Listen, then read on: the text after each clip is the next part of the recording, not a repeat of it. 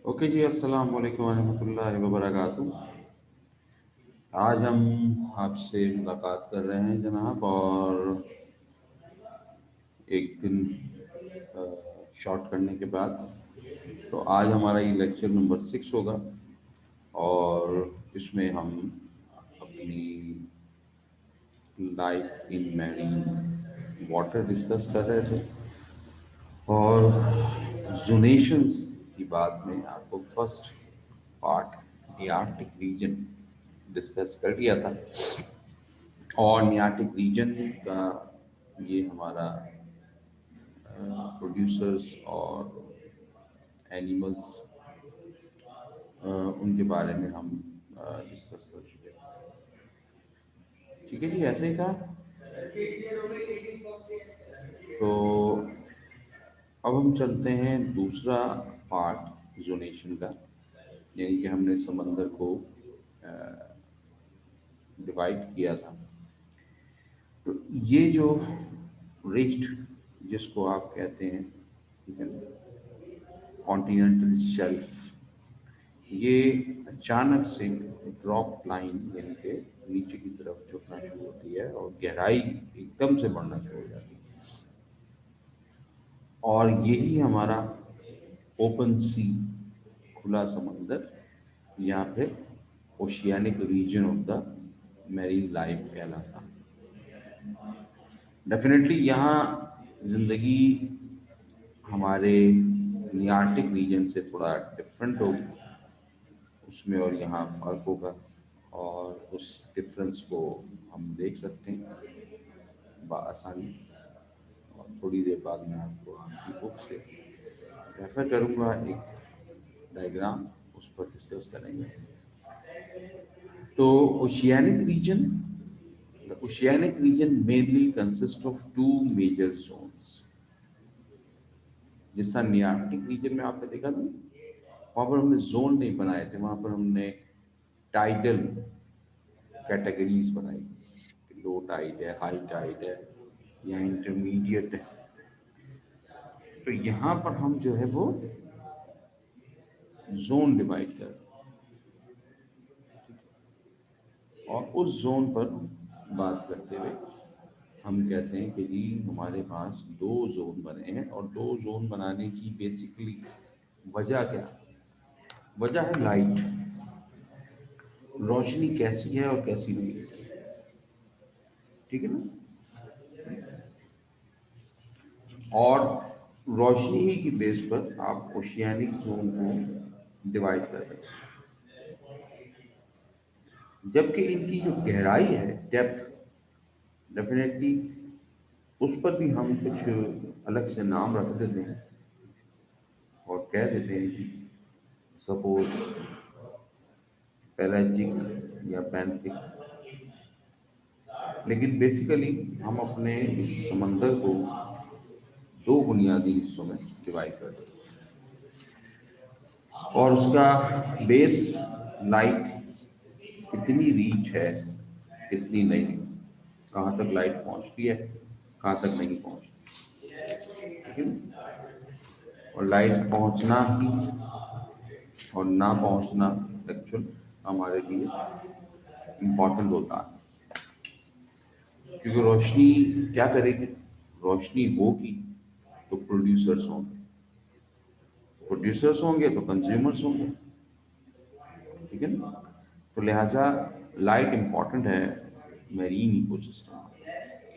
अच्छा, नियार्कटिक रीजन जो है वो हमने कहा था कि मैक्सिमम 200 मीटर तक की रेंज है, और आमतौर पर वहाँ लाइट अवेलेबल है।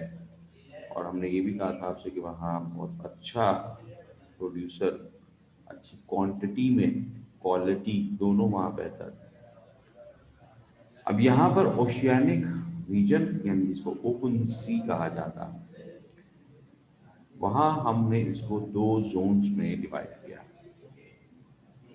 नंबर एक, यू 40 जोन, नाम से आपको पता चल गया होगा ये। और नाम से क्या पता चला जी? दो पार्ट हैं, यू और 40। यू मीन्स ऑलमोस्ट सब बच्चों को मालूम है। ई यू, यू मीन्स होता है सच्चा। जरा कोई मुझे बता दे मैंने सही कहा है या गलत तो नहीं कहा। यू माने सच्चा होता है कि नहीं, ट्रू होता है या नहीं, क्योंकि मेरे चैट में फिर कोई कहीं इशू ना हो। कोई राइट कर दे जरा मुझे, ताकि मुझे अंदाज़ा हो जाए कि आप सब लोग का चैट जो है वो इनेबल है। जल्दी से कर दीजिए, वरना मैं समझ जाऊंगा कि चैट जो है वो इनेबल नहीं है, डिसेबल है।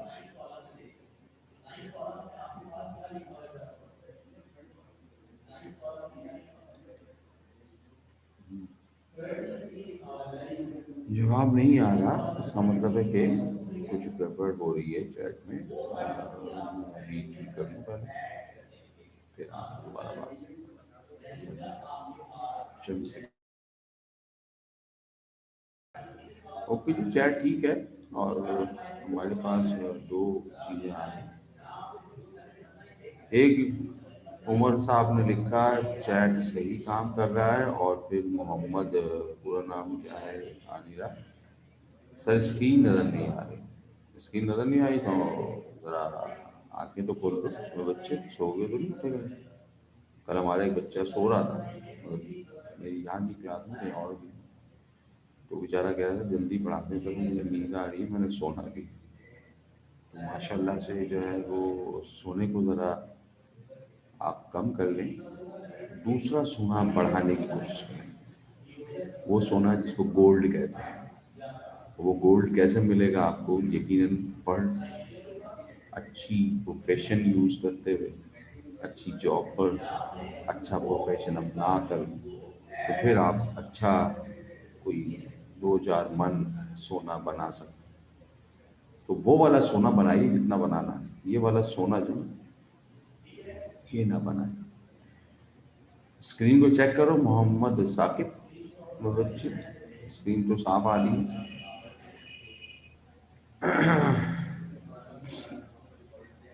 ठीक है जी। तो बहरहाल आपने इसका आंसर मुझे किसी ने दिया, यू मीन्स क्या होता है, हालांकि मैं बता चुका हूँ यू मीन्स क्या होता है। You, true, photic, light.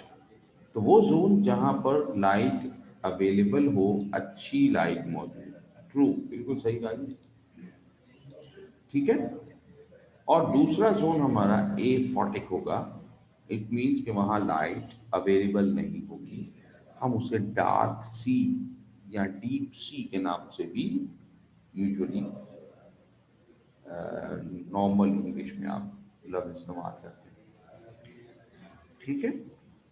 तो ए फोर्टिक जोन में लाइट नहीं है, डार्क है। बिल्कुल सही कहा जी आपने, डार्क है, अंधेरा है जी, अंधेरा।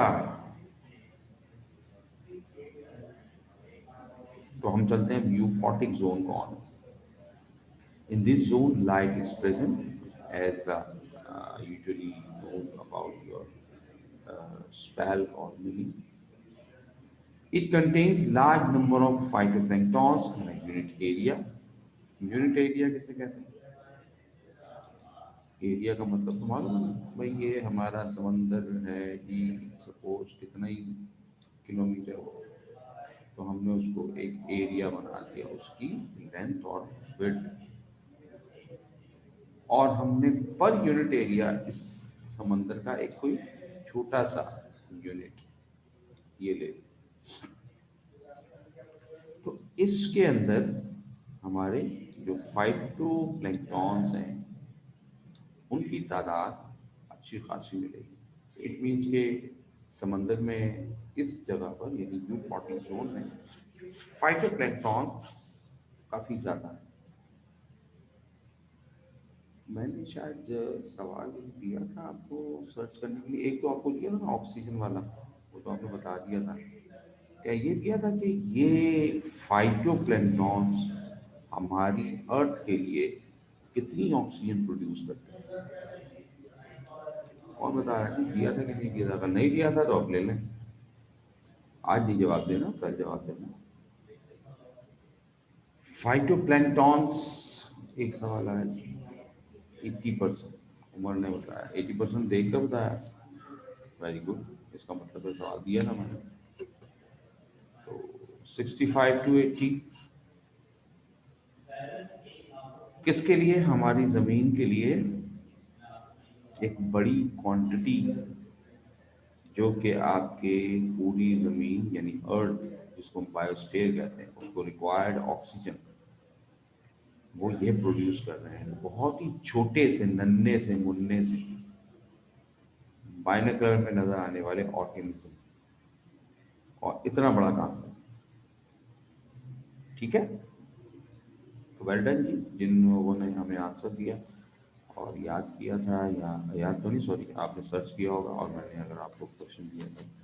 इन this zone species are lesser in number than coastal area. जी, ये समझ में नहीं आती बात, कौन समझाएगा? कि स्पीशीज आर लेसर, हम कह रहे हैं कि यार इतना जबरदस्त है लाइट, और स्पीशीज लेसर है, तो के स्पीशीज को तो कोस्टल एरिया के हिसाब से ज्यादा होना चाहिए। हाँ जी, इट मीन्स कि नंबर ऑफ स्पीशीज की बात हो रही, नंबर की बात हो रही, क्वांटिटी की बात नहीं हो रही। Quantity of animals and plants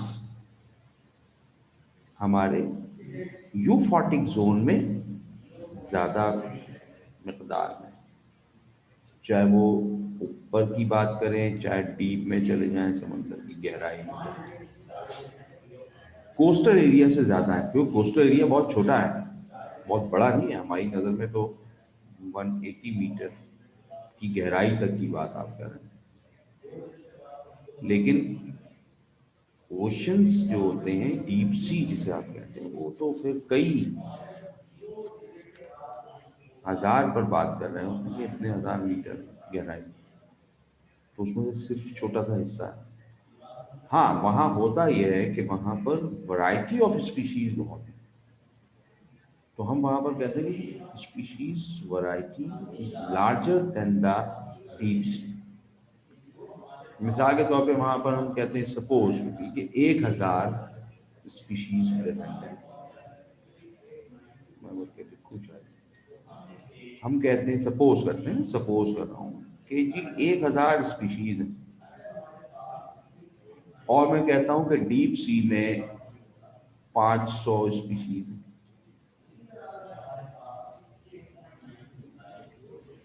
लेकिन ये 1000 स्पीशीज जो हैं, उनमें टोटल नंबर ऑफ एनिमल्स वो सपोज टू बी 2 बिलियन, लेकिन ये 500 स्पीशीज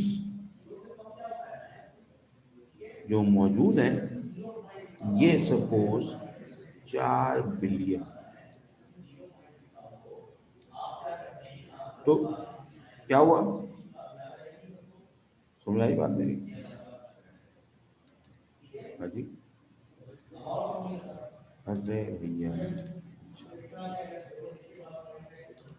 हाँ जी, समझ में आई कि ये है नंबर ऑफ स्पीशी, जैसे ये थी। और बिलियंस में आपने जो बात की है, सॉरी मिलियन में, बिलियन में कर मसला नहीं, हम तो एग्जाम्पल ले रहे हैं, तो ये क्वांटिटी कम और नंबर ऑफ एनिमल्स या प्लांट्स हो ज्यादा। ठीक है, तो ये बात हमारी जनाब हो गई। अगर किसी को ना समझ में आए तो बोल दे, ताकि मैं दोबारा से इसको कुछ एक्सप्लेन कर दूँ, और अगर समझ में आ गई है तो हम आगे चलते हैं। आगे चलकर देखें तो जी हम बात करते हैं एफॉटिक जोन की।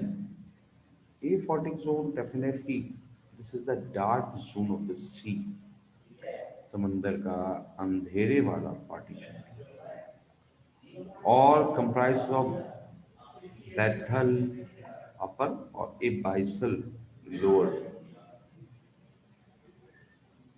तो अब हमने क्या किया, हमने ए फोर्टी को दो हिस्सों में डिवाइड कर दिया। बैथल और ए बाइसल, अपर और लोअर। वही डार्कनेस जब बढ़ती है तो आहिस्ता आहिस्ता बढ़ेगी, एकदम तो ऐसा नहीं होगा कि ऊपर रोशनी नीचे एकदम अंधेरा आ जाए।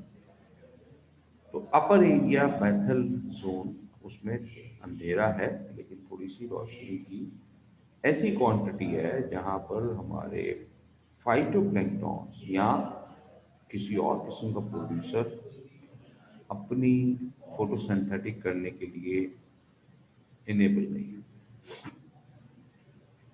और जबकि ए बाइसल यानी लोअर जोन है, वो है पूरा अंधेरा, फुल फुल डार्क। इसमें हम कहते हैं ना, वो उर्दू में एक मुहावरा नहीं, वो क्या कहते हैं, हाथ सुजाई ना देना, मुहावरा कहते हैं इसको, क्या कहते हैं, बस जो भी कहते हैं। तो आप अगर यहाँ हैं तो यहाँ पर आपके पास क्या होगा, आपकी बिल्कुल बराबर वाली चीज भी आपको नजर नहीं आ रही।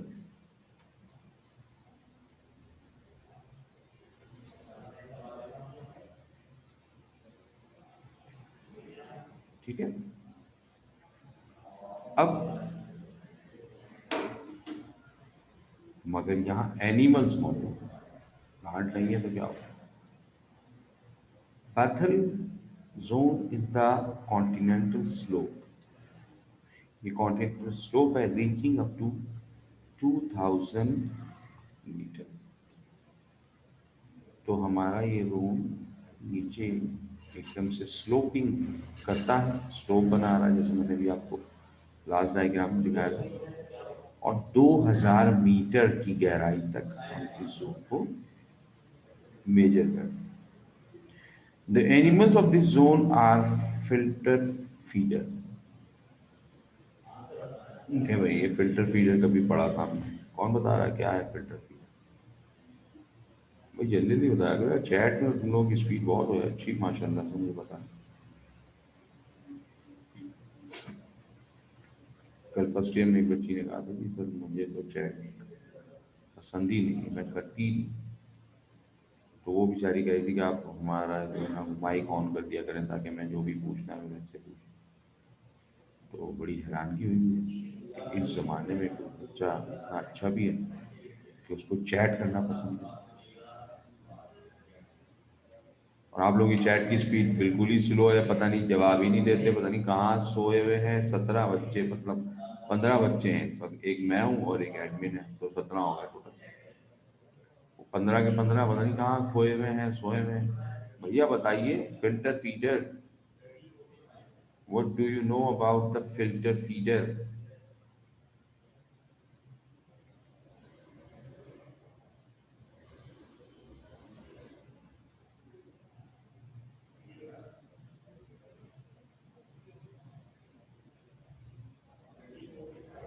उमर कहाँ गए, आसमान कहाँ गए, साकिब कहाँ गए भाई?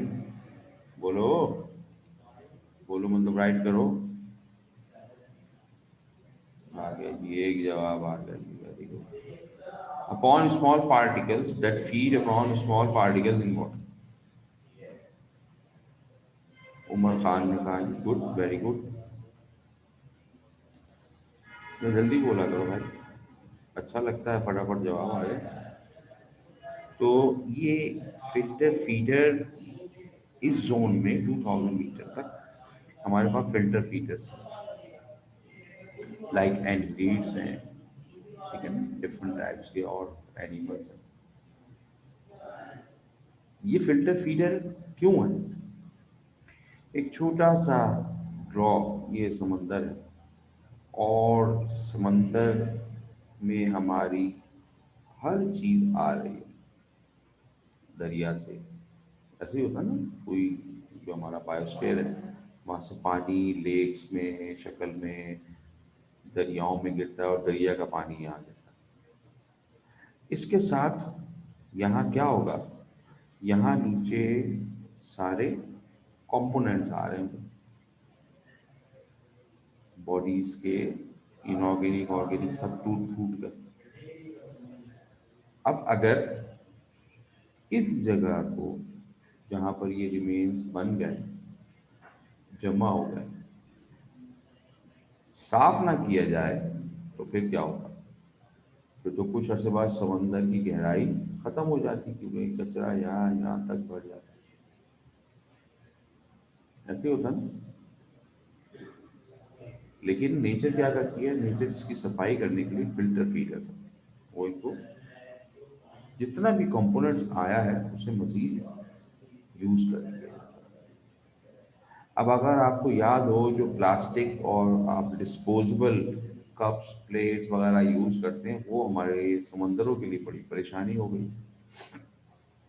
अक्सर आपने पॉल्यूशन, आप भी पढ़ेंगे पॉल्यूशन का जिक्र, आपने देखा होगा कि पॉल्यूशन में हमारे समंदर में ये प्लास्टिक की बैग्स, शॉपिंग बैग हों या किसी भी शक्ल में चीज़ें हों, ये आपकी वहाँ पड़ी रहती हैं और फिर बड़ा मसला हो जाता है। यहाँ पर हमारे इन जगहों पर रहने वाले एनिमल्स बेचारे सब के सब डिस्टर्ब कर देते हैं और एनिमल लाइफ पूरी ख़राब हो जाती है। तो उसे तो ये बेचारे नहीं कर सकते ना फिल्टर, क्योंकि वो ऐसी चीज़ है कि जो किसी भी एनिमल को खाने के लिए इस्तेमाल अगर वो कर भी ले, इत्तेफाक से खा भी ले, तो वो उसके लिए मौत का बायस हो जाएगी, डेथ हो जाएगी उसकी। तो वो डाइजेस्ट भी नहीं होगा, डाइजेस्टिव केनाल को बंद कर देगी। ठीक है। तो ये बात हमारी फिल्टर फीडर्स से रिलेटेड। और आपको पता है फिल्टर फीडर्स के बारे में। तो बैथल जोन के बाद हम बात करते हैं बाइसल। बाइसल जोन है, this zone is rich in organic remains and shell. इसके अंदर बहुत सारा ऑर्गेनिक मटेरियल, टूटा हुआ फूटा और शेल्स, जो हमारे मोलस्का के शेल्स हैं, मैरीन एनिमल्स के, वो सब यहाँ जमा हो रहे हैं।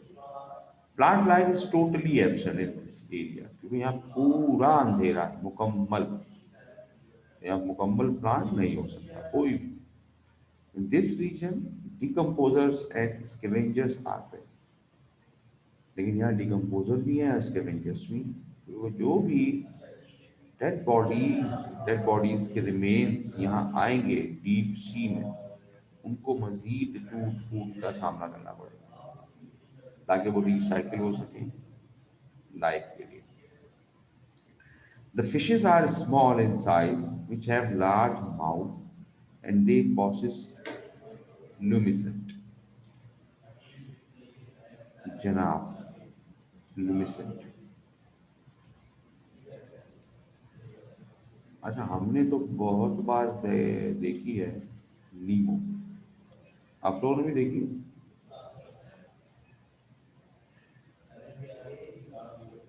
हाँ जी। किस किसने देखी? नीमो एक मूवी थी ना।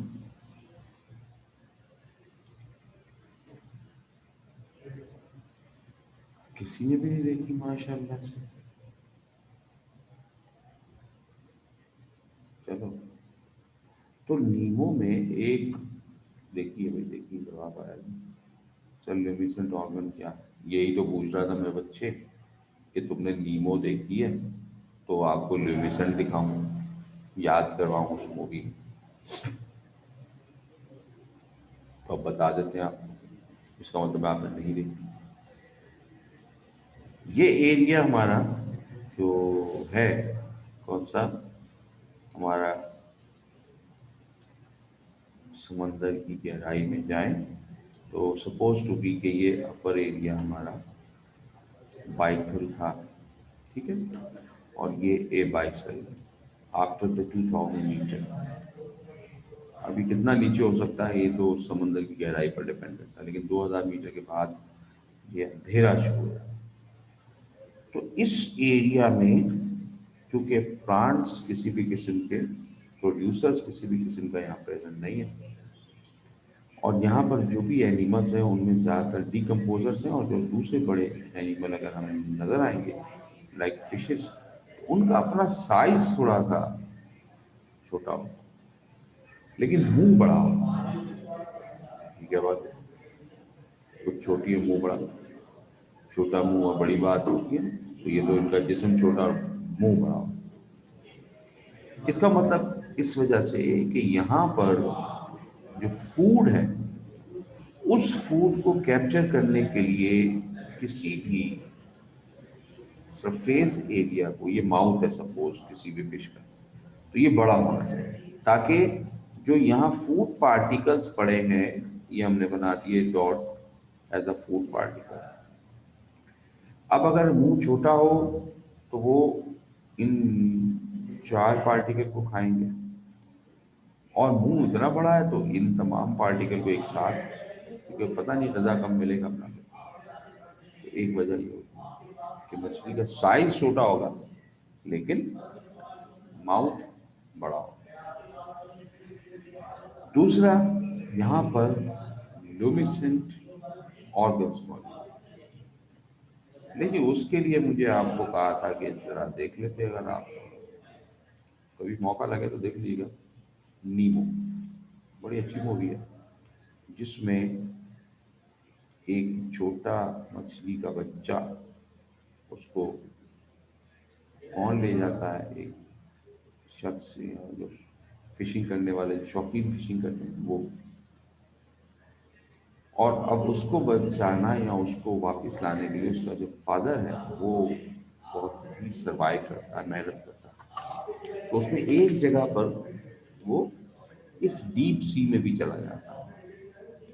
अब डीप सी में जैसे ही पहुंचता है तो उसके सामने, उसे नहीं अंदाजा होता, लेकिन एक मछली जो कि ऐसे बल्ब जल रहा होता, ये फिश है, ठीक है, और इस फिश के हेड पर एक स्ट्रक्चर बना हुआ है जो चमक रहा है।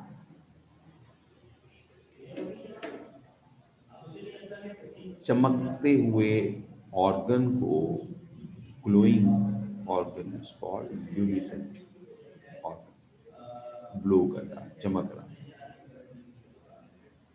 जैसे आपने फायर फ्लाइज के बारे में सुना होगा, बचपन में कहानी सुनी होगी जुगनू के बारे में, जुगनू और पता नहीं कौन था उसके साथ, है ना। तो जुगनू क्या कहता है उसमें, भाई रोशन होता हूँ मैं, दूसरों को रोशनी प्रोवाइड करता हूँ। तो वहाँ उसके एब्डोमेन में फॉस्फोरस मौजूद होता है जो चमक रहा हो।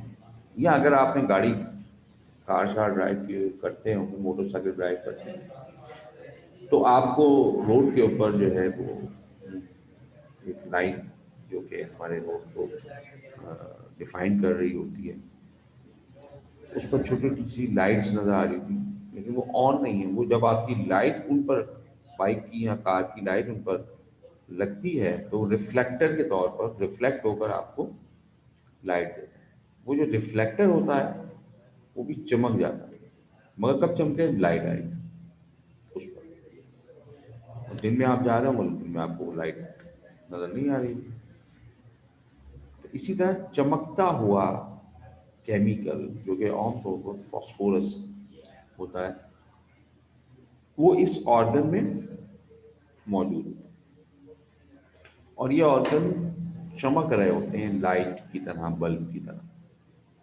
बल्ब से मुराद है कि वो ऐसे हमारे कमरे की तरह रोशनी नहीं होती, मगर इस एनिमल के आसपास हेडलाइट लगी हुई है, तो ये करीब तरीन चीजों को देख सकता है।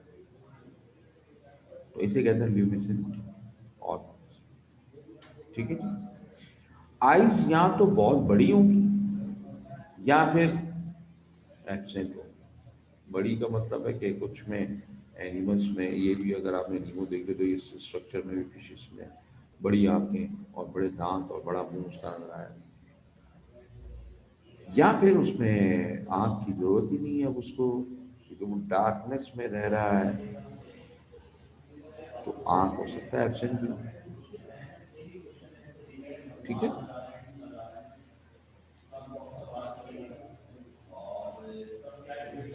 थोड़ी सी हम पहले अपनी डायग्राम को देख लें, फिर हम आपको दूसरी डायग्राम की तरफ लेके चलते हैं। ये देख लीजिए, ये हमारा नियार्कटिक रीजन है जहाँ पर स्लोप बहुत आराम आराम से चलती है। ये लो टाइटल जोन है, और जब हमारी टाइड्स आगे बढ़ जाती हैं तो वो मैक्सिमम यहाँ से यहाँ तक पहुँचती है, इस एरिया। उसके बीच में जो वाइट एरिया हम दिखा रहे हैं, ये इंटर टाइडल जोन है, तो ये नियार्कटिक रीजन है। लेकिन जब हम यहाँ से, जहाँ कॉन्टिनेंटल शेल्फ मौजूद है, पहाड़ चट्टान मौजूद है, वहाँ पर हम शुरू करेंगे 180 और 200 के बाद, और वहाँ से हम नीचे जाएं तो फिर ये हमारे जोन शुरू होते हैं। आमतौर पर 1000 मीटर तक बहुत अच्छी लाइट होती है, देखें कितना रोशन है। और 2000 मीटर पर ये लाइट गदला पानी कहलाता है, शैलो वाटर। यहाँ लाइट जो है वो हल्की होगी, और इसके बाद जितनी भी नीचे आप जाएंगे वो सब डार्क जोन होगा। अब ये 9000 मीटर हो, 10,000 मीटर हो, डिफरेंट ओशंस में डिफरेंट उसकी डेप्थ है। और ये नीचे सारा का सारा A40 जोन है।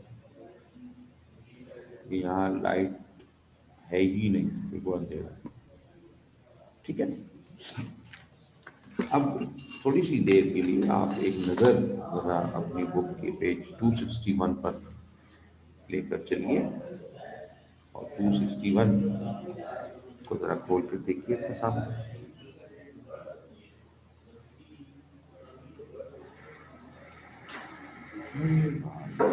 सुबह तो आपने खोल लिया है ना?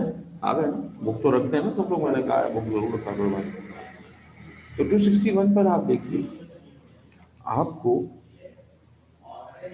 सी का जो डिफरेंट लेवल है, जोन्स और डिफरेंट एनिमल्स की लोकेशन, वो आपके सामने। सबसे ऊपर हमारा जो फर्स्ट, जहाँ पर अब चाहिए हमारे, हम इसकी बात कर रहे हैं ओशियानिक जोन, ठीक है। जू प्लैंक्टन, फाइटोप्लैंक्टन जो सतह पर आपको नजर आ रहे हैं, फिर नीचे, उससे नीचे हमारे पास एपी पैलेजिक जोन है 0 से 120। अब हम उसको मजीद डिवाइड करते हैं, आप करना चाहें तो। उसमें हमारी jellyfish, shark, squid, tuna fish ये नजर आ रही है। उससे नीचे थोड़ा सा हल्का सा डार्कनेस शुरू हो गई, हालांकि ये मतलब अंधेरा फुल नहीं है, लेकिन थोड़ा सा अंधेरा क्यों बना, क्योंकि पानी समंदर का जो होता है वो विद सॉल्ट होता है, यानी उसमें आइंस है, मटेरियल है डिफरेंट, तो इसलिए वो बहुत ज़्यादा ट्रांसपेरेंट नहीं होता। तो लाइट ऐसा आहिस्ता जब पेनिट्रेट करती है तो कम होती चले जाती है। तो नीचे वाले जो एपी पैलेजिक जोन के नीचे पैलेजिक जोन कहलाता है, वहाँ पर हम देखते हैं तो वहाँ पर हमारे पास ओशियनिक बोनीटो फिशेज हैं, ये भी छोटी है थोड़ी सी। फिर उसके अलावा मकरल, जाइंट स्क्विड, ऊपर स्क्विड छोटे थे, नीचे वाले लेयर पे जाएंगे तो बड़े हैं, लैंटन फिश, और मीजो पीजिक जोन शुरू हो रहा है। प्रॉन भी यहाँ पर है, शिपिंग भी यहाँ पर, डिफरेंट और एनिमल्स की शिपिंग, फिशेज जो है वो यहाँ पर। फिर उसके नीचे आप देखेंगे तो थोड़ा सा डार्कनेस और बढ़ गई। तो ये हमारी गहराई 3000 मीटर तक पहुँच गई, 1200 से 3000। बाइथल पैराजिक भी हम इसको कहते हैं। इसमें आपको sperm whale, swallowers, viper fish, deep sea shrimp, hag fish. Hag fish को अगर आपको याद हो, आपने पढ़ा है कि उसमें आईज, आंखें जरा एब्सेंट होती हैं। इसी तरह एक सवाल उठ सकता है, आप लोगों में से हो सकता है कोई कर ले अभी नहीं तो थोड़ी देर में, जैसे एक सवाल किया किसी ने, क्या किया जी, पेज नंबर कौन सा है? गुड, बेटा 261। 261। अच्छा, वो एक तो हमारे साथ मसला ही रहता है डिस्कनेक्ट, बच्चे के आप लोगों के नेट्स हैं, वो नेटवर्क इशू आता है और आप डिस्कनेक्ट हो जाते हैं। अच्छा, जितनी देर में आप रिकनेक्ट होते हैं उतनी देर में मेरी बात हो सकता है आगे निकल जाए। तो आप कोशिश करके अपनी बायो क्लास को, इसकी रिकॉर्डिंग को दोबारा देखिएगा, ताकि जो आपकी मिसिंग बातें हैं वो इंटरलिंक बन जाए और आपको बेहतर ढंग से समझ में आए। ठीक है जी। स्पर्म वेल का जैसे मैं आपसे सवाल करना चाहता हूं, मैंने कहा कि शायद आपने किया सवाल लेकिन नहीं किया। पूछ सकते थे कि सर वेल तो सतह पर घूम रही होती, ये इतनी नीचे 3000 मीटर तक कहाँ से गई? याद रखिएगा, जो हमारे बड़े लार्जर एनिमल्स हैं लाइक ब्लू वेल या स्पर्म वेल्स, तो ये ऊपर से नीचे भी घूमती हैं ग़िज़ा के लिए, फूड के लिए। का साइज इतना है कि इनको एक वक्त का खाना टन के हिसाब से होता, मन भी नहीं, टन। ठीक है। सेम क्वेश्चन जी, क्या मतलब सेम क्वेश्चन? अच्छा, आपकी तरफ से सेम क्वेश्चन, तो क्वेश्चन तो मैंने पूछ लिया, आप क्या करें? खैर, जवाब दे देते हैं आप, ठीक है ना।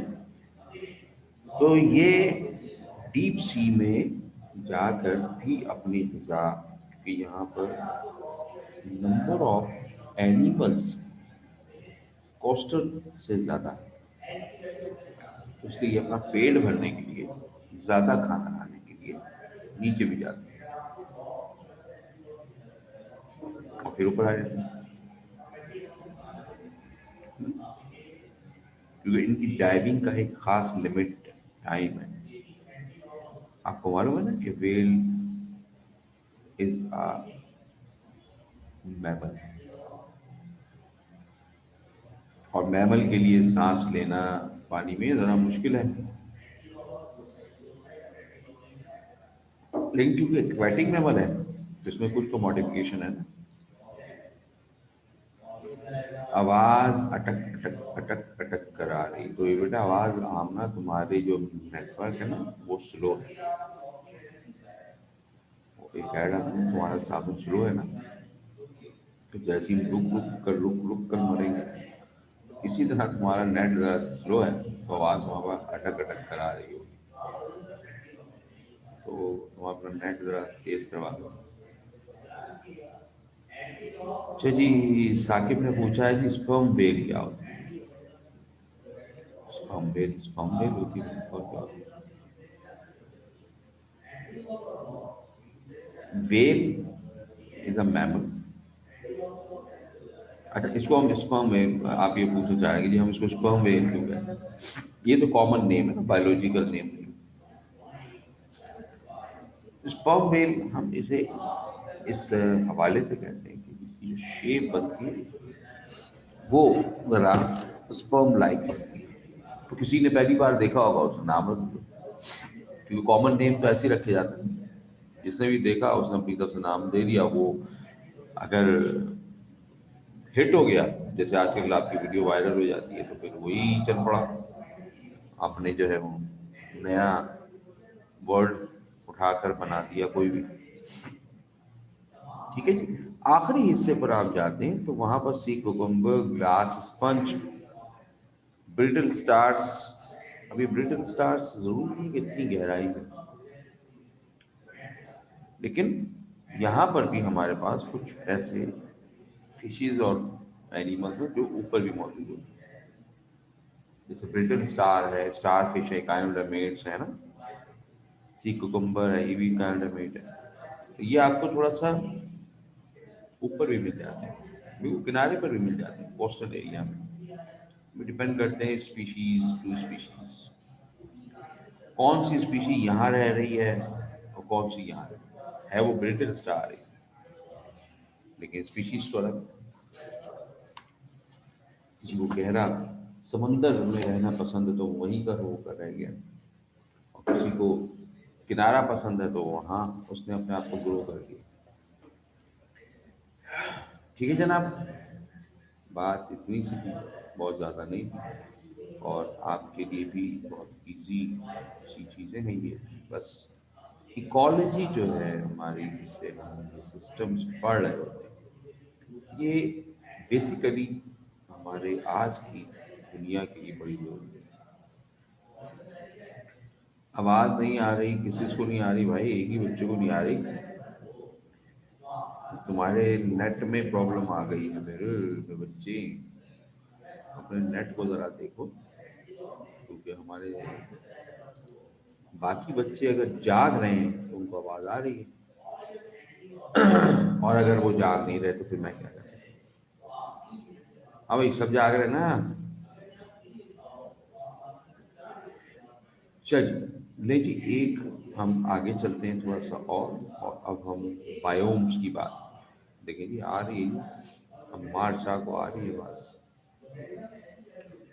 तो आमना, तुम्हारे नेट में थोड़ा सा कोई इशू होगा। अब तुमने 2-3 बार कनेक्ट भी किया है अभी। ये सी टर्टल के बाद सर्कल में जो ऑर्गेनिज्म है उन्हें क्या कहते हैं? अब आ रही है, हाँ अच्छा चलो, आमना को आ गया। सी टर्टल के बाद कहाँ है सी टर्टल?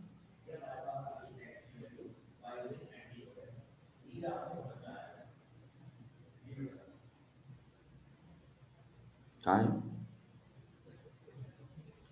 Sea turtle? कहाँ दिखा रहे हो तुम मुझे अच्छा, बुक में दिखा रहे हो? अच्छा, ऊपर ऊपर, ठीक है ठीक है ठीक है ठीक है, नजर आ गया। बेटा ये फाइटोप्लैंक्टॉन्स है लेफ्ट पर, और राइट पर जू प्लैंक्टॉन। ऊपर देखो हेडिंग लगी हुई है। ये बहुत ही छोटे होते हैं, यूनिसेलुलर भी होते हैं, मल्टी भी होते हैं, लेकिन साइज बहुत छोटा है। यूजुअली हमें अपनी नेकेड आई से नजर नहीं आता। तो सी टर्टल के बराबर में जो है वो पहले वो फाइटोप्लैंक्टॉन्स, और उसके बराबर में सेकंड सर्कल जो बना है वो जू प्लैंक्टॉन। बड़े मज़े की बात है, और अल्लाह ताला ने आपको कई जगह पर बड़ी हैरानकुन चीज़ें दिखाई हैं, सिर्फ इसलिए कि आप और हम अल्लाह की कुदरत पर यकीन रखते हुए उन चीज़ों को जाने पहचाने। जैसे ब्लू व्हेल है या स्पर्म व्हेल है,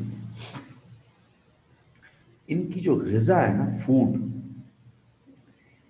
वो प्रॉन से भी छोटे जो श्रिम्प्स होते हैं ना, वो बड़ी फेवरेट है। अब आप अंदाज़ा लगाएं कि ये टनों के हिसाब से खाना खा रही है, तो वो जो श्रिम्प्स, स्मॉलर श्रिम्प्स बने हुए हैं, यानी कि घूम रहे हैं, उनकी तादाद कितनी होगी, और रोज़ वो पैदा कितने होते होंगे,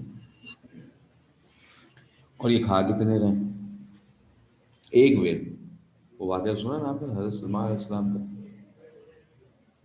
शायद मैंने ज़िक्र किया हो, शॉर्टली आपको बताया था दोबारा। हज़रत सलमान अलैहिस्सलाम को एक दिन बहुत ही एक समझ लें कि दिल चाहा कि यार मैं जो हूँ ना अपने रब की सारी मखलूक की दावत कर दूँ। तो उन्होंने दावत कर दी, और अल्लाह ताला से कहा कि जी मैं सारी मखलूक को आज खाना खिलाऊँगा दोपहर में। मैंने कहा ठीक है कर लें। अब वो खाना पक रहे हैं जी, बड़ी बड़ी, मतलब देख तो नहीं कहेंगे, कुछ और कहते हैं आप उसको, बहुत बड़े बड़े लार्ज साइज के, मतलब कई मीटर, और खाने तैयार हो रहे हैं जी। एक वेल आ गई, कह जी मुझे तो भूख लग रही है, वो खाना वाना थोड़ा बहुत दे दें, कच्चा पक्का जो है वो दे दें मुझे, मैं तो टाइम हो गया खाने का। हज़रत सलमान सलाम से कहा, जो आपको पता है ना हज़रत सलमान सलाम जो है वो जानवरों की बातें समझते थे। उन्होंने सलमान ने कहा अच्छा भूख ज़्यादा लग रही है? हाँ जी ज़्यादा लग रही है। अच्छा जी चलो भाई इसको खाना दे दो यार। वो खाना खाती गई, वो पता चला वो जो खाना पक रहा था वो भी खत्म हो गया। भेड़ ने बोला मेरे तो अभी पेट ही नहीं भरा, आप तो गए थे हमारी दावत है इतने सारे जानवरों की, तो मेरा ही अकेली का पेट नहीं भरा। तो हज़रत सलमान अलैहिस्सलाम सजदे में गिर गए, और अल्लाह से माफ़ी मांगी कि मैं तो एक वक्त का खाना है आपकी मखलूक को नहीं दे सकता। तो ये रब ताला की शान, कि वो हम जैसे गुनहगारों और इतने बिलियंस, यानी हम क्वांटिटी नहीं बता सकते एक्चुअल क्या, कितने ट्रिलियंस एनिमल्स और प्लांट्स इस वक्त दुनिया में, और उनको रोज का खाना, 3 वक्त का, 3 वक्त का हो या 2 वक्त का हो या 1 वक्त का हो, पेट भर जाता 12 दिन का। इंसान है सिर्फ ऐसी मखलूक जिसका पेट नहीं भरता 3 वक्त खा के भी, और चच्चाओं की और मामूओं की और यतीमों की और बेवाओं की जायदादें खाता रहता है, फिर भी पेट नहीं भरता 12। तो ये हमारे समंदर की बात हमने मैरीन वाटर की कर दी। अब हम आ जाते हैं फ्रेश वाटर और मैरीन वाटर से बाहर, यानी टेरिस्ट्रियल एरिया। टेरिस्ट्रियल खुश्की, खुश्की का जब भी आप बात कर रहे होंगे, जिक्र कर रहे होंगे, और एक बड़े पैमाने पर लार्ज सिस्टम के बारे में, तो उसे आप बायोम्स कहें। The biogeographical regions are differentiated on the basis of complete interaction of climate and biotic factors into large, easily recognizable unit called biomes. तो वो वाली बड़ी यूनिट जो आप रिकग्नाइज्ड कर सकते हो, उसे हम बायोम्स। आपसे सवाल पूछा जाता है, defined the biomes of terrestrial ecosystem, या आपसे कहा जाता है define the biomes of forest ecosystem, या कहते हैं जी define the biomes of desert ecosystem. Clear हो रही है बात? कोई भी चीज आपसे पूछ सकते हैं, बायोम्स का लफ्ज इस्तेमाल करें। तो दरअसल वो आपसे क्या पूछ रहे हैं, एक्चुअली वो आपसे एबायोटिक और बायोटिक कंपोनेंट्स पूछ रहे हैं, किसके, जो भी आपसे पूछा हो। बायोम्स के मीनिंग ही बता रहे हैं, बायो के मीनिंग जो हमारा क्लाइमेटिक, यानी कि जो हमारा एबायोटिक कंपोनेंट और बायोटिक कंपोनेंट है, वो लार्ज इफेक्टिव हो बड़े किसी इकोसिस्टम पर, तो उसे हम बायोम्स का नाम। जैसे हमारा टेरेस्ट्रियल में फॉरेस्ट इकोसिस्टम, तो हम उसे क्या कहें, हम उसे कहेंगे फॉरेस्ट बायोम्स। सही। फॉरेस्ट, जंगल, जंगल में जो एमसीक्यूज हमसे कहीं पूछ लिए जाए, बात कर ली जाए, तो हमारे सामने है जी पहला, फॉरेस्ट हमारी वर्ल्ड का या अर्थ का 35 to 40% है, जिसकी परसेंटेज कुछ कम हो सकती है आज के दौर में। पाकिस्तान में अगर हम बात करें तो ये 6% है, जिसकी सही एक्चुअल पोजीशन हमारे पास नहीं है, लेकिन बाहर जो बुक में है तो हमें ये याद करना होता है, एमसीक्यूज में आपसे पूछ लेते हैं। The forest of the world have been classified into 3 kind. तो दुनिया के जो फॉरेस्ट हैं उनको हम 3 तरह में या 3 टाइप में डिवाइड कर सकते हैं। Number 1, tropical rain forest. Tropical rain forest, तो नाम में रेन है, तो इसमें क्या होगा, इसमें ज़रा रेन भी होगी। ठीक है।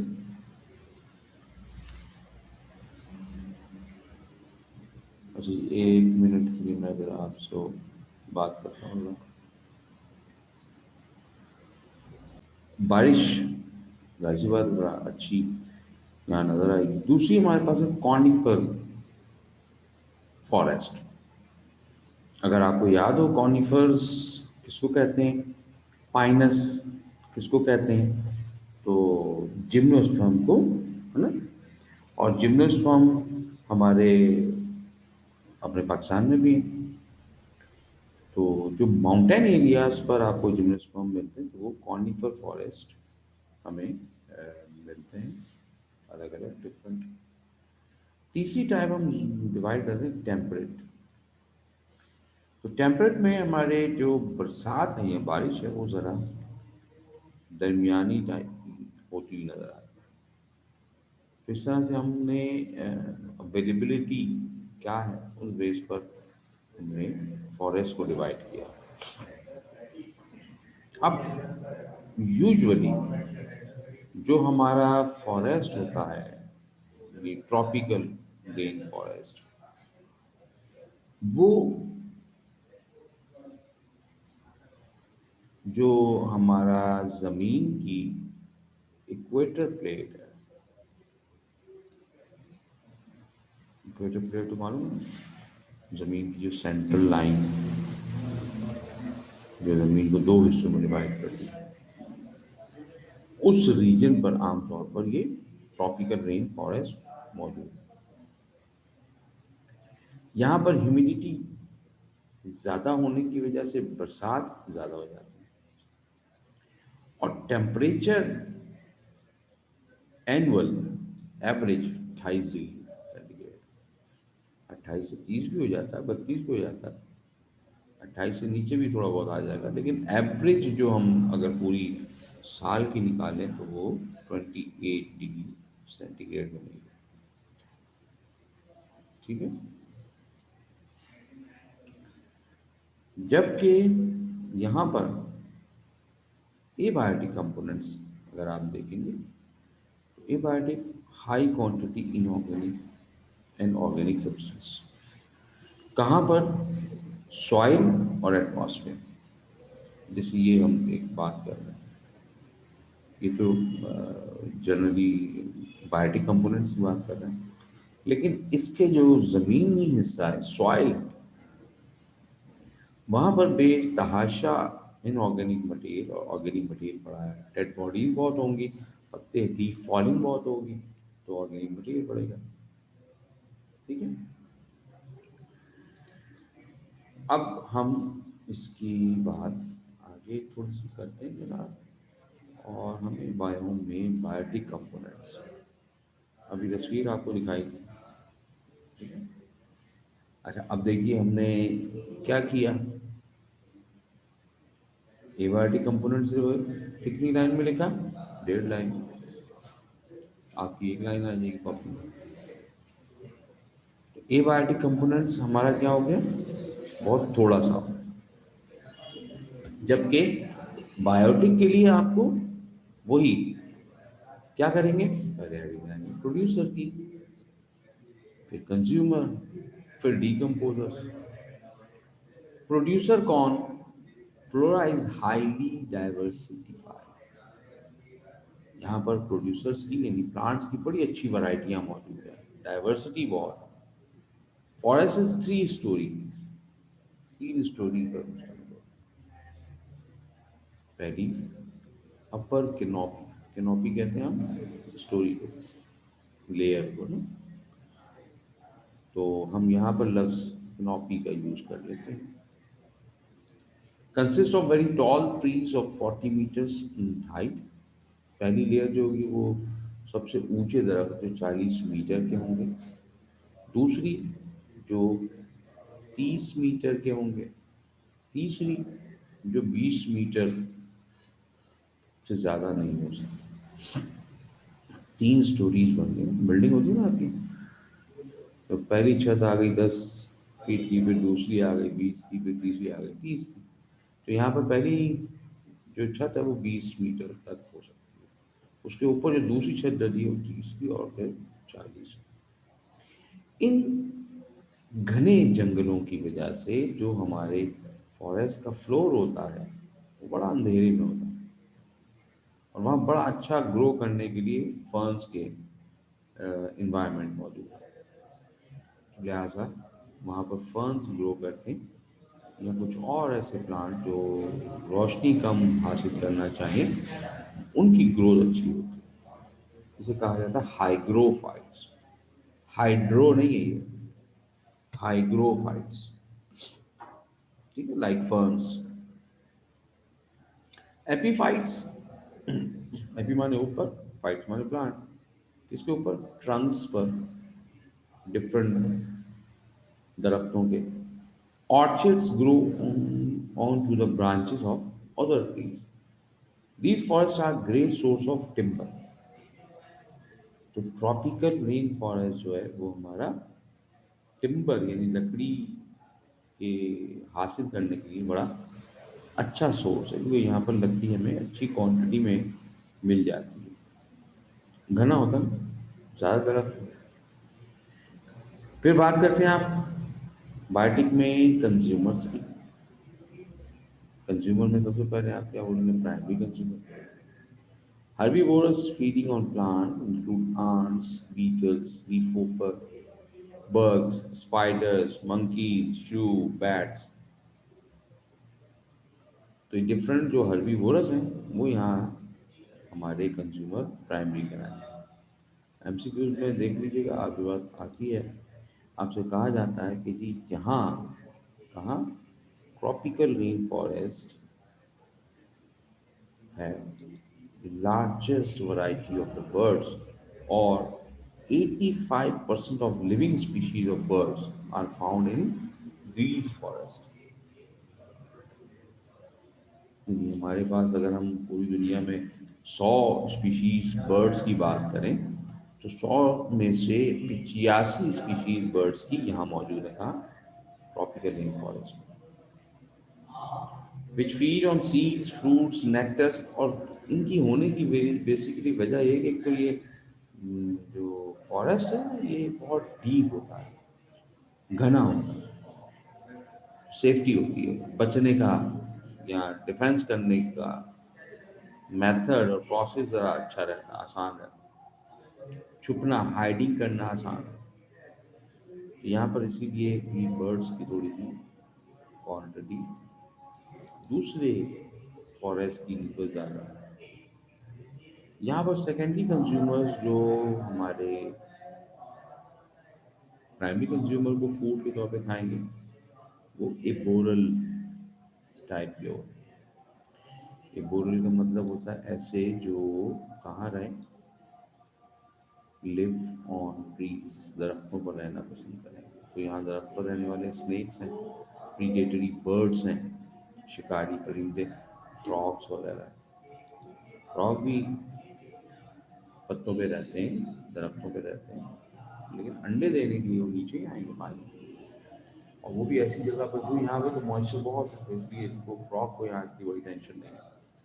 टर्शरी कंज्यूमर्स में स्नेक्स होंगे, पीरियडिक बर्ड्स होंगे, ठीक है। और डिकम्पोजर में एज यूजुअल वही कौन? बैक्टीरिया बन जाए। ये अब हम आपको लेयर यहाँ से देख सकते हैं आप कि जनाब 40 मीटर वाले, ठीक है। फिर आप कह देते हैं कि जी 30 मीटर वाले लोग। फिर आप कह देते हैं कि जनाब हमारे थोड़े से छोटे यानी 20 मीटर वाले।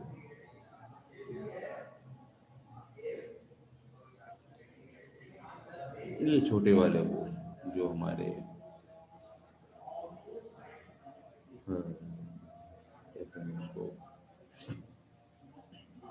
फर्न्स वगैरह और हाइग्रोफाइट्स वगैरह नज़ारा तने के ऊपर निकलता है।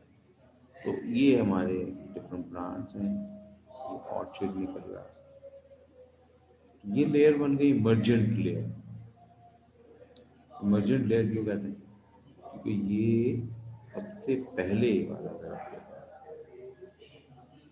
दूसरी कैनोपीज लेयर, तीसरी अंडर स्टोरी, ये एरिया हमारा अंडर स्टोरी, और आखिर में फॉरेस्ट का floor. Birds, bats, butterfly live in the top of the tallest tree. It is called emergent layer. Canopy, the tops of the shorter trees or canopy, you can find animals such as toucans and monkeys. Under the story में snakes, red eyed tree frog and other animals live in the understory और lower branches. जबकि forest पर जो floor है उस पे animals such as jaguars can be found on the dark forest. Jaguars ये देख रहे हैं जहाँ जेगॉर्स जो होता है वो जैसे हमारा लॉइन, सॉरी लॉइन कह रहा हूँ, ये टाइगर शाइगर मगर उससे छोटा था इसमें। फ्रूट प्रोड्यूस करते हैं तो बिल्कुल करते हैं और आपके लिए नहीं करते।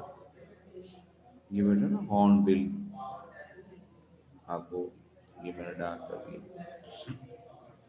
ये बड़ा ही फॉरेस्ट में, डी फॉरेस्ट में रहने वाला बर्ड है और इसके लिए ये यहाँ जो फ्रूट बन रहा है वो भी इसकी ग़िज़ा है।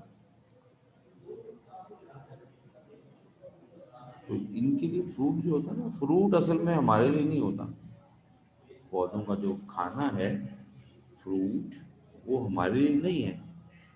वो तो वो अपने लिए बना रहे हैं ताकि वो अपनी जनरेशन्स को ग्रो करवा सके। लेकिन वो तो जो अच्छा लगता है आपको वो खा लेते हैं आप, कहते हैं ये फ्रूट है। जबकि फ्रूट तो नीम भी है। नीम में वो येलो कलर के उसके फ्रूट लगते हैं, निमोले जिसे कहते हैं। वो भी तो मैंगो की तरह पीले पीले हो जाते हैं, पक जाएं, मैच्योर हो जाए, वो भी हम खा लें, लेकिन नहीं खाते। तो फ्रूट तो वो भी है। तो फ्रूट एक्चुअल प्लांट अपने लिए बना रहा होता है। यहाँ पे भी फ्लावरिंग भी होगी, फ्रूटिंग भी होगी,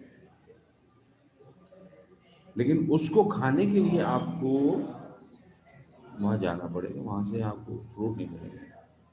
वहाँ पर नॉर्मल जो फ्रूट है ना हमारे, बनाना, ऑरेंज, एप्पल, इस टाइप में नहीं है। टेरिस्टल इकोसिस्टम में बायोम्स में हमने एक पहला फॉरेस्ट पढ़ लिया था। अब आप दूसरे फॉरेस्ट की बात करें। दूसरा फॉरेस्ट हमारा कहलाता है कॉर्निफर फॉरेस्ट। अब कॉर्निफर फॉरेस्ट में आपसे 5 ईयर देखिएगा, 10 ईयर देखिएगा, तो आपको ये भी मिलेगा जनाब, defined the conifer forest of Pakistan. ठीक है, मैं सवाल राइट कर देता हूँ, मेरा ख्याल से ज़्यादा अच्छा रहता है आपके लिए। जनाब, पेज नंबर 264। ठीक है, तो मैं आपको सवाल दे देता हूँ, लिख देता हूँ,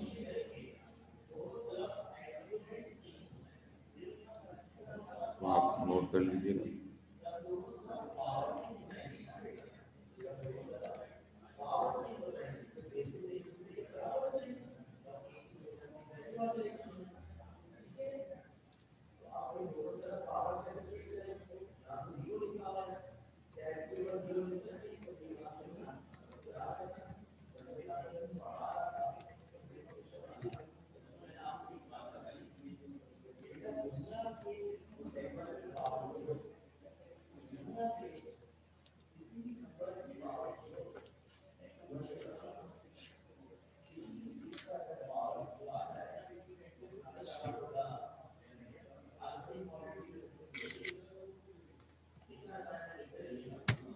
तो सवाल आ गए जो कि आप पेज नंबर के साथ ये नोट कर लीजिए आप।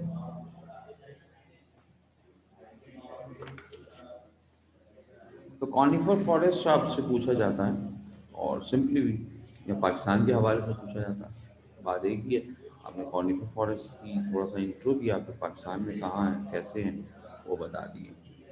और फिर वही ए बायोटिक को बायोटिक कंपोनेंट्स, ये वो तो पाकिस्तान में कॉनिफर फॉरेस्ट हो, यहाँ दुनिया किसी भी हिस्से में उसका बायोटिक ए बायोटिक कंपोनेंट्स एक जैसे होंगे। The conifer forest are evergreen, हमेशा हरे रहेंगे, चाहे सर्दी हो चाहे गर्मी। वहाँ तो सर्दी ही होती है, गर्मी तो होती नहीं है, मतलब माउंटेन एरिया पर। Cold resistance plants which belong to gymnosperm, सर्दियों से रेजिस्ट करते हैं और जिम्नोस्पर्म्स से इनका ताल्लुक है। एंजियोस्पर्म और जिम्नोस्पर्म याद है ना?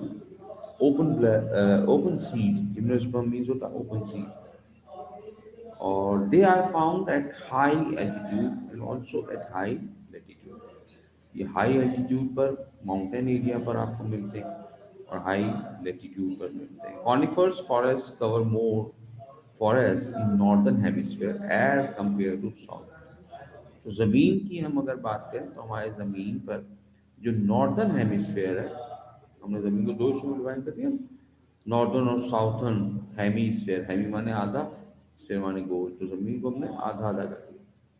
तो जो नॉर्दर्न हेमिस्फीयर है वहाँ पर हमें ये फॉरेस्ट ज़्यादा मिलते हैं और थोड़े से कम मिलते हैं साउथर्न हेमिस्फीयर। क्लाइमेटिक कंडीशन क्या होती है? The winter is very severe and is characterized by the heavy snow. So the condition become zero fighting. भाई जब पानी नहीं है, पानी क्या बन गया? बर्फ बन गया। तो पानी कहाँ से आया है?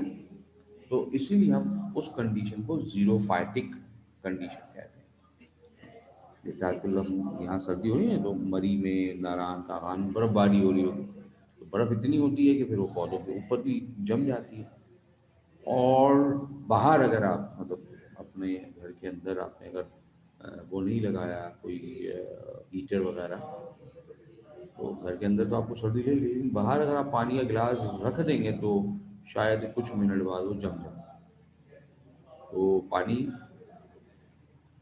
एप्सन, ऐसी कंडीशन को आप कहते हैं xerophytic. Therefore the leaves of these plants are needle like, आपको याद होगा, like pine, fir, spruce, gymnosperm में से बात आती है, या बिश विलो या पॉपुलस डाइकोटिलेडन प्लांट। इन्होंने क्या किया, इन्होंने इसी वजह से अपनी पत्तियों को थोड़ा सा पतला, निडल लाइक, बारीक कर दिया। ठीक है, तो ये हमने क्लाइमेटिक कंडीशन चाहे पाकिस्तान की हो चाहे किसी भी फॉरेस्ट की हो, ये हमने जनरल उसका इंट्रो दे दिया। और पाकिस्तान की अब बात कर लेते हैं। Conifer forest of Pakistan. ठीक है, तो आपने ये दिखाना है पहले कहाँ है, कंडीशन तो वही होगी। In Pakistan conifer forest are found in Kaghan, Swat, Dir, Murree hills, Chilas. Chilas जो है हमारा एरिया है जहाँ से हम अगर गिलगित वगैरह जा रहे हो तो रास्ते में आता है, तो बड़े पाइन्स। प्रोड्यूसर्स कौन होंगे? मेनली यहाँ पर अब आपको एनिमल्स और प्लांट्स के नाम याद करने होंगे। लाइक प्रोड्यूसर्स में आप पैनक्सेला, पैनस गिरार्डियाना, सिट्रस, टेडोरा और टैक्सो बकाटा।